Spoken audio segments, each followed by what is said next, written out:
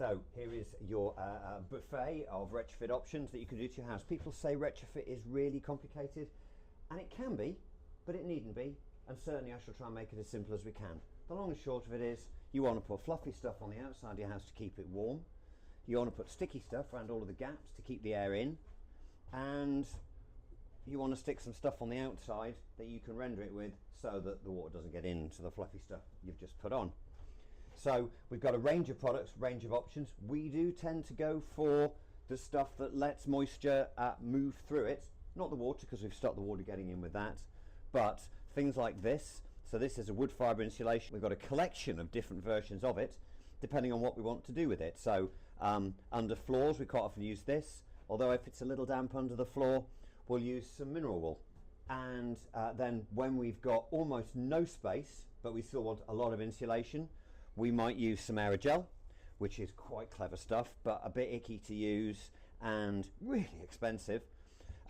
This stuff's quite clever. So this is the stuff that you, when you buy your coffee, your ground coffee, and the block's hard and you stick a pin in it, it goes pfft. Same stuff, only filled with fumed silica instead of coffee, and it has a thermal efficiency value that is about the same value as the same thickness of that bit there, but it's about 4 times the price. It also has the other problem that it doesn't let any moisture through. You've got to keep fixings away from it and you can't cut it, but it's really handy if you know, if you've worked out where to put it. Here is a piece of it that's had the bag burst, and you can see it goes floppy like your coffee does when you buy it. So we use that where somebody needs to insulate a roof space but they want to keep the space. Down the sides of windows, when we're trying to make sure that there's not a cold bridge around the window, we'll use little slivers of aerogel stuck on the back of a very thin board. But the primary thing is something a bit like this really, where what you've got is some fluffy insulation at the back that sits up against the brickwork and means that you haven't got free air paths where things can go on that you don't want to have happen. And this stuff is also a better performer than the harder stuff, but it won't carry render, so you then have what we call a render carrier board on the front. The problem with that, of course, is that when you're drilling through it with a fixing, you can't see where you're drilling, so you stick your fixing in and you drill it through, and if your brickwork's a bit pants, which is quite common in a lot of our older housing stock, then you might well end up on a cement joint, not in the middle of the brick, and these don't take so well. So when we've got situations like that, we use a system that we've developed, inspired by a nice German one, but Brexit, where basically we stick a frame to the wall first, a little shoe, and then we have a little stud that sits on the front of it. This is a section through a piece, so that we can then stick the render carrier board on the front of that, like that. But when we're sticking these studs up against the wall first, we can see what we're doing so we can get a fixing in. Quite fond of that one. We've also worked out an internal wall insulation system that doesn't have to have this special technical plaster that is the vapor control layer, and instead of a vapor control layer made up of plaster that's quite challenging to use if you're not used to it, we have a membrane stuck on top of the insulation that controls the moisture through it, but then we have ordinary plasterboard and skim on the top. When people have got chimneys that are on the outside of the house, and so they are potentially quite a lot of cold air movement, unknown moisture levels, but you've got quite a lot of space, so you can insulate them quite easily, we use this stuff. This is really quite cool. This is recycled glass pumice, and so it's good for removing stains from your fingers, but I've not tried that yet, but it will remove your fingertips if you spend a day working with it. It's recycled glass, so we're properly recycling. It's also blown with CO2. It's completely inert.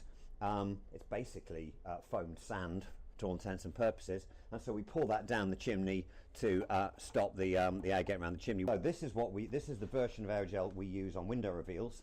So if you imagine, so there is your brand new triple glazed window. Big fan of these, but they're quite expensive. But the nice thing about them being triple glazed is that they're really good for soundproofing. So if you live near a busy road, talk to us about these.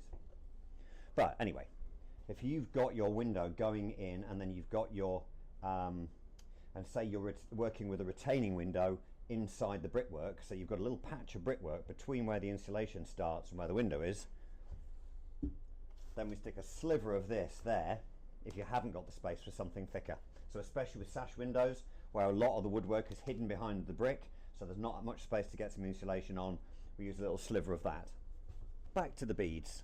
So the recycled glass, you can get it in these big chunks, which is the cheapest way of doing it, but if you've got a thinner space or you need the fluidity, you need something that flows better, then there's this rather lovely, they've foamed it and then glazed it. It's not quite as good a performer and it's a little bit more expensive, but it'll reach the other parts that other insulations can't reach. When you're on a budget, we've also then got a really simple way of doing your insulation, where you basically, you take your piece of sticky tape, you stick that to the window frame, and then you get your pre-cut piece of polycarbonate and you stick it to it like that. And then that means that when it's warm in the summer or you want to clean the windows, you can pop it off, put it to one side, hide it behind the furniture, and then when it gets cold again, you can put it back on again. This is one I haven't actually managed to try yet, but this is, again, completely inert. It allows moisture through it, so it won't hold water if any water gets into it or it gets exposed to it. Again, completely inert. It has the advantage that you can use it somewhere near the ground or on the outside where you are worried about moisture movement, so in the splash zone. Not had a chance to try it yet, looking forward to it one day. Here's all of your various air seal tapes. This is a bit of a pub quiz special, this one, so who knew there were so many different choices of air seal tape. So this one here, this is a split backed tape, so that you can put it round your windows, but without you becoming stuck to it first and ending up embedding yourself or parts of your skin underneath the insulation. When we do larch cladding over soil stacks and things like that, but we want to have a taped membrane behind it, then you don't want to see the label on the tape, so they do one which they rather fetchingly call Invis.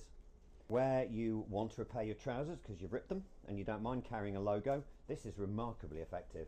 Stays on your trousers for years, but it's a little bit expensive, and we also use it in environments where you've got a bit of moisture, and then the rest of the time we just use a really nice cheap, for a given value of cheap, we use a cheaper plastic one.